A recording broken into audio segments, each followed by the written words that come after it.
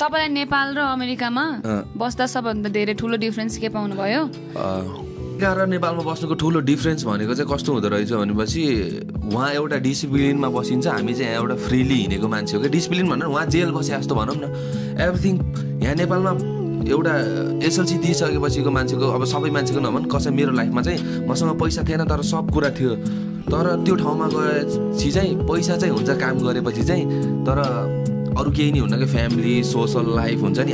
मैले सोच्थेँ पहिला घरकै बुढा र बुढीले देख्दैनन् एकअर्कालाई घरै बस्दा, शनिबार मात्र देख्छन् छुट्टीको दिनमा, त्यही पनि छुट्टीसँग मिल्यो भने मान्छ नाटक भन्ने हुन्थ्यो क्या। तर रियालिटी त्यही रहेछ, कामै परेर नसुतिकन भेट्छु भनेर भेट्न चाहिँ पाइयो होइन। तर मेरो टाइम फरक हुन्छ, बुढीको टाइम फरक हुन्छ, मामाको टाइम फरक हुन्छ, बाबाको टाइम फरक हुन्छ क्या।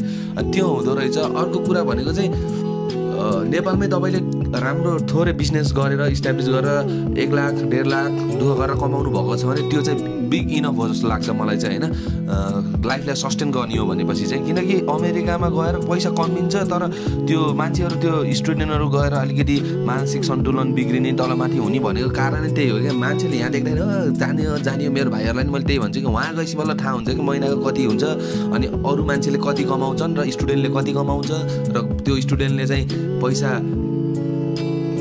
फी तिर्ने कि घर पठाउने कि बाबामाको लोन तिर्ने कि आफूले राम्रो लाउने कि राम्रो खाने कि त्यो केही मिल्दैन। सकेसम्म आफूसँग फ्यामिलीसँग बस्यो भने चाहिँ राम्रो हुन्छ जस्तो लाग्छ। अनि त्यति पनि बुझौँ। अनि फेरि मलाई पनि यही डाइलग, मैले जुन तपाईँलाई डाइलग हानिरहेको छु नि, मलाई मेरो दाइहरूले डाइलग हान्नुहुन्थ्यो क्या नि, नाटक गर्छ टोक्ने आफूले पैसा कमाइन्छ ठुलो कुरा गर्छ भन्ने हुन्थ्यो मेरो मनमा चाहिँ। अहिले तपाईँको मनमा पनि त्यही भयो होला। तर एक्चुअली तपाईँहरू जानै पर्छ कि, एक्सपिरियन्स गर्नको लागि जानै पर्छ। नजानु भन्ने जानुहोस्, तर केही न केही आइडियाहरू बोकेर केही न केही थोरै रकम लिएर नेपालमै गर्छु भन्ने सोच बनाएको चाहिँ बेस हो मेरो ओपिनियन पर्छ।